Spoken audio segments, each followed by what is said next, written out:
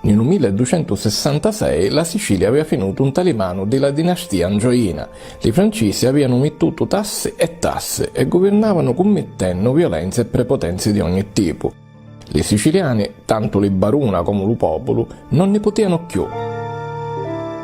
L'30 di marzo del 1282, lunedì di Pasqua, all'ora dello vespro, si dice che a Palermo un soldato francese di nome Giuetto, mentre stava facendo una perquisizione a una femmina siciliana antaluchiano della chiesa dello Santo Spirito, mise le mani onde non sanno ammettere, e a così scatenò la reazione del marito, che riuscì a levarci la spada, usandola per ammazzarlo.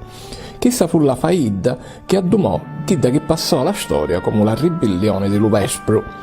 La notte stessa cominciò una vera e propria caccia allo francesi, che si propagò in tutta la Sicilia. Furono davvero piccoli francesi che riuscirono a salvarsi.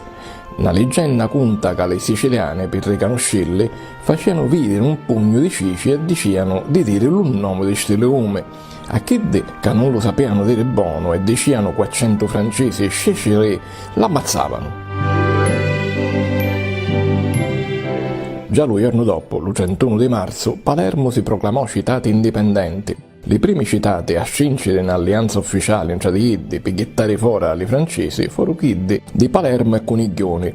L'11 di aprile i rappresentanti di questi citati fermarono il patto davanti allo notaro Benedetto di Palermo e un cenno le sua colura, lo giallo e lo rosso, che ad anno diventarono colura simbolo di Sicilia, rinforzate dello fatto che magari le colura della dinastia aragonese, chiamata dopo lo Vespro lo giorno di Sicilia, erano le stesse.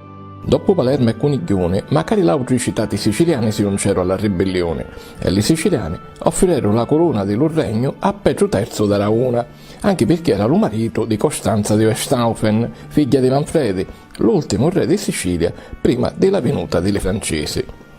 Lo Vespro di Tanno diventò simbolo per eccellenza di valorosa e efficace ribellione di un popolo sano contro all'oppressore.